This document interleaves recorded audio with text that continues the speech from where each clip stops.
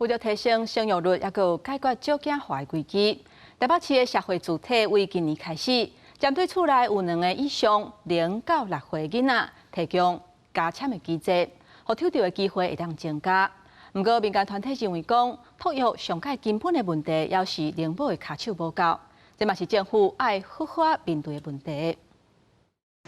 真快中庭一楼道幼儿园过节车路，还有卖场会买物件真方便。这是台北市高中路特别完工的社会主体。未来若要随人，会针对有2个以上0岁到6岁囡仔家庭提供加签机制，互掉考的几率佫提悬。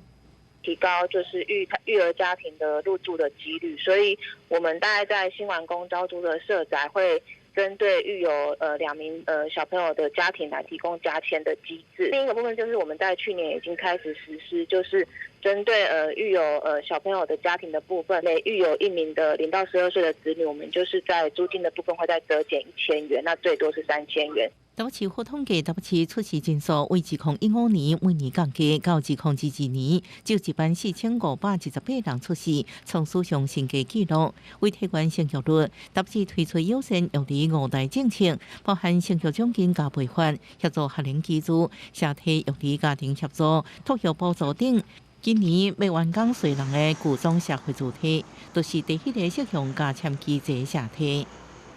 诱因不大，对我来讲没什么帮助，因为小朋友就是他所花费的更多，比较没有那么多人口吧，然后可能还是希望能多支持，让小朋友养到超过6岁之后，或是补贴多一点。政策方向是 OK 的啦。台北市目前来说更严重的问题，应该是台北市应该要再更招募更多的保姆。 民间团体认为，托育根本问题也是伫个灵活尽力报告，因为根据统计，2022年全台有27134个灵活，50岁以上占总人数6成以上。未来10年之间，有16000外个灵活会豆豆退休，若无少年人会出现，国内人数恐定只剩一半。未如何解决家长的托育，也是政府应该严肃面对的问题。记者综合报道。